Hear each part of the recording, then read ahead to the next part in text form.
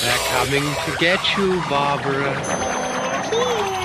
It's alive! We all go a little mad sometimes. Meddling kid. Trace the call. It's coming from inside the Be a house. friend. Be buried.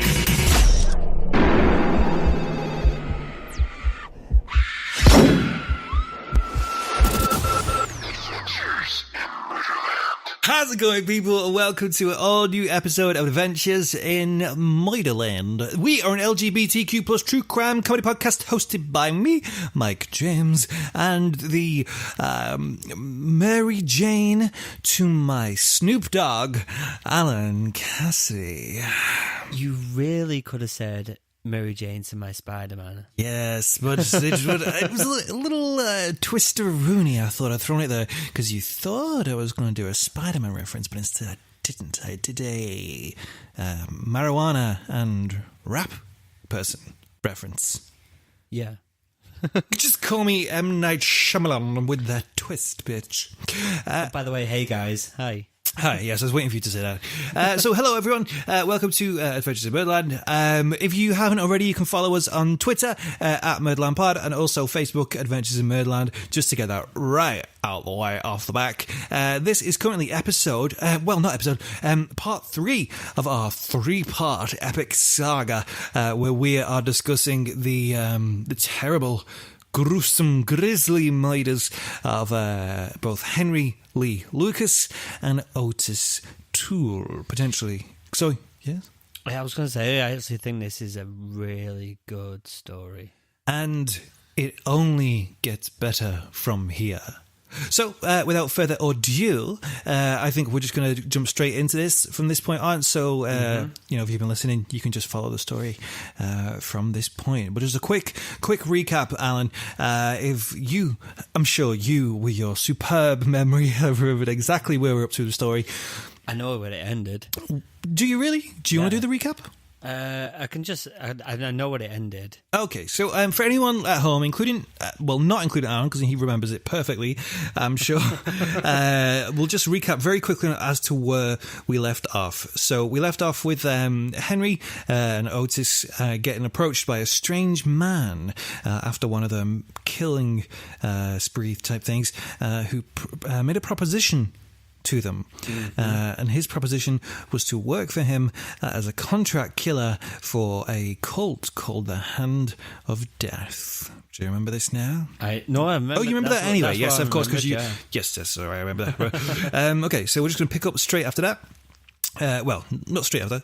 Several weeks after their meeting with the mysterious stranger, Henry and Ottis travel to Florida to meet the leaders of the Hand of Death cult.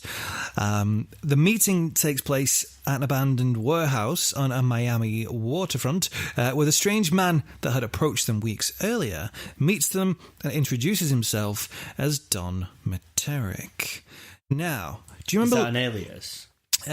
Perhaps not. Now, do you remember the last episode when I said I may have uncovered the truth? I have cracked the case, baby. Yes. Yeah. I don't think I've necessarily cracked the case. Is this you trying to cover up your tracks now? Yeah. Well, no, it's because I don't want to just go around accusing people of being cult leaders, Alan. It's not something you throw around willy-nilly. But there is a bit of craziness because I was obviously trying to find out this Don Materic guy because I wanted to check, Hand of Death cult. I wanted to check if this Don Materic guy was a real guy who really existed. Now, most times when you typed in Don Materic into like Google or tried to search for him, it just pretty much came up with this story about these guys. But I did do a little bit extra digging. And there was a forum, a message board from November 2002 that I found, which... was unrelated to the Ottis and Henry whole thing completely.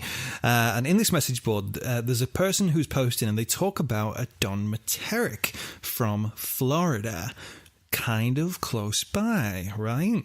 Yeah. Also, this Don Materic in Florida just so happened to own a diving expedition company. So waterfront, warehouse availability sort of links up, kind of.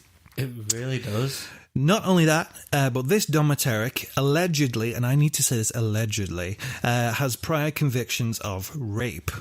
Also, allegedly, got to say this allegedly, he did, apparently, according to this person on this message board, this particular domiteric had a weird kind of hazing thing that he would do for people who wanted to join his diving expedition crew. He'd give them diving tanks with like faulty equipment. So he'd like chuck them in and make them, sort of see how well they would deal with the faulty equipment. And he would also have them drink something called sea lemonade, which is a mixture of piss and seawater. So it sounds like this could be something kind of like that. The original poster of the message board also claims that this particular one, that he or she, has numerous witnesses to a ton of other bizarre goings on at this particular diving company. So for me, it felt like if it was anyone, this did sort of link a little bit.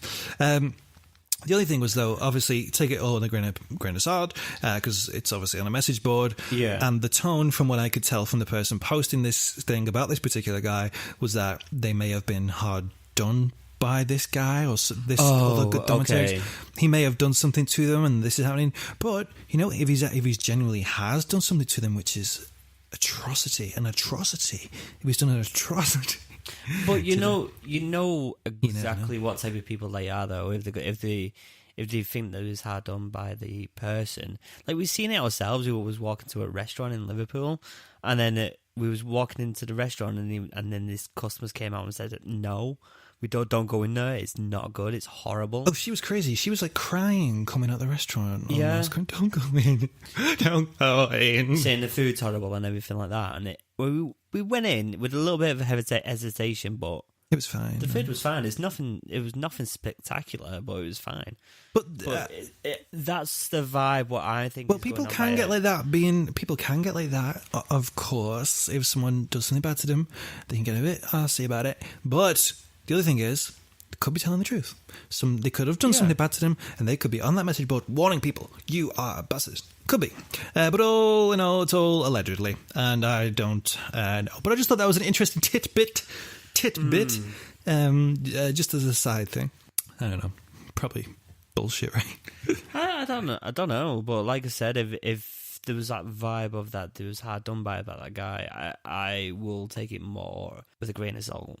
Take it with a grain of salt. It's a fucking message board from 2002. The guy's probably dead by now anyway. At the bottom of the ocean with a concrete block to his feet. My God. Potentially. Allegedly. I mean, it's all speculation. So yeah, anyway, back to this story, the one which we do know about. That particular night, an isolated spot in the Florida Everglades, Henry and Ottis were inducted into the hand of death. Now, the speculation, from what I could see in some of the research, that Ottis was already a part of the cult and had been working for them for a little while. But I can't really see anything. I can only see that in one particular set of notes or one story. Couldn't really see that in many others. So I thought, it's not canon to the story. It's not canon. Mm-hmm. Henry and Ottis were taken deeper into the Everglades by airboat to an island where Lucas would undergo training.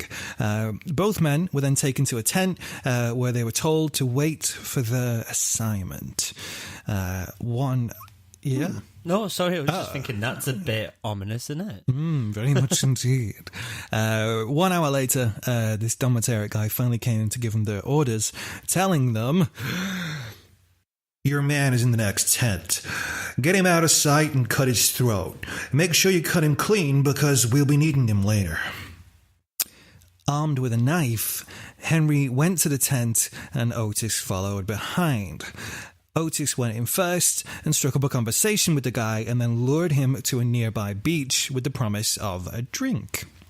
Henry, all the while waiting in the shadows while Ottis handed the man a bottle of JD, and then, as the man tipped his head back to take a swig, Henry launched from behind him and grabbed the man's hair with one hand, while with the other, he took his knife and in one quick swipe, slit the man's throat. Oh my my days. Henry and Otis then took turns drinking from the bottle as their victim lay bleeding to death at their feet. Grizzly times. That poor man just like having a little drink. That's kind of the worst thing, right? So you're sort of lured into a false sense of safety and security, and then all of a sudden, boom. Ugh. That is foul.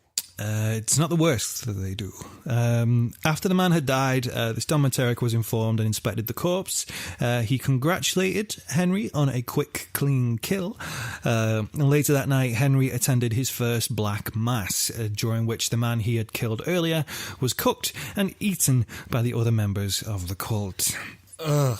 Grizzly, gruesome times.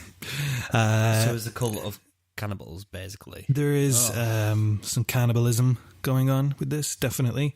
In the weeks that followed, Henry was apparently trained and refined his skills in kidnapping, arson, and all methods of murder, and also child abduction as well. So he was trained to be probably the worst kind of bigot, the worst kind of well, maybe, no, I don't know where that word came from. The worst kind of bastard, I think I was going to say. The worst kind of bastard imaginable. 7 weeks later, Henry's training was complete and he was ready to go to work. Henry and Otis set off on a trip to the southern states to kidnap children who would either be used in sacrificial ceremonies within the cult or transported into Mexico, where they were to be sold on to wealthy families. Jesus Christ. So they were really... Can you ask with the sacrificial ceremonies? Yeah. What... Did I say that right? Yeah, sacrificial ceremonies. Is that in the same fashion of the guy that who slit the throat? Yeah. I mean, you know, last time I said to you that there was some bits that I was really debating whether or not to include or not because of how gross they were. The full descriptions of what went on with those children, I did opt to not include in. I think it's wise in this, but it's just not.